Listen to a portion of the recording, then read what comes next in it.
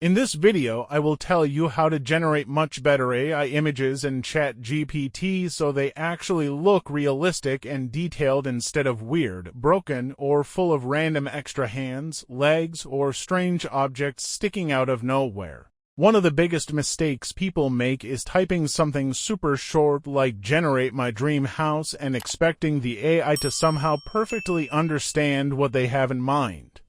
You need to remember that ChatGPT cannot read your thoughts.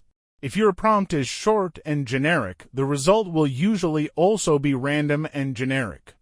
That is why detailed prompts are extremely important if you want realistic-looking images. You should describe exactly what you want to see on the image, almost like you are explaining a scene to someone who cannot see it. Think about it this way. Imagine describing your dream house to a blind person. You would not just say luxury house. You would explain the shape of the building, the color of the walls, the windows, the lighting, the weather, the surroundings, the road, the grass, maybe even the atmosphere and time of day. AI works in a very similar way. The more details you provide, the more accurate and natural the final image becomes. If you want a realistic house visualization, do not forget about the environment around it. A real photo is not just the house itself. It also includes the sky, sunlight, shadows, trees, grass, nearby buildings, the street, maybe cars parked outside, and even the style of the neighborhood. All these extra details help the AI create something that feels believable instead of empty and artificial. Another important thing is adding style descriptions.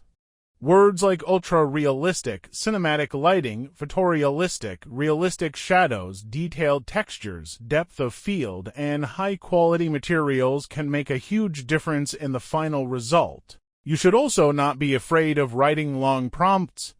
A lot of people think shorter is better, but when it comes to AI image generation, longer and more descriptive prompts usually produce much better results. So, if your images still look strange or low quality, the problem is often not the AI itself, but simply the lack of detail in the prompt. Once you start describing scenes properly and adding more context, your AI-generated graphics will instantly start looking much more realistic and professional.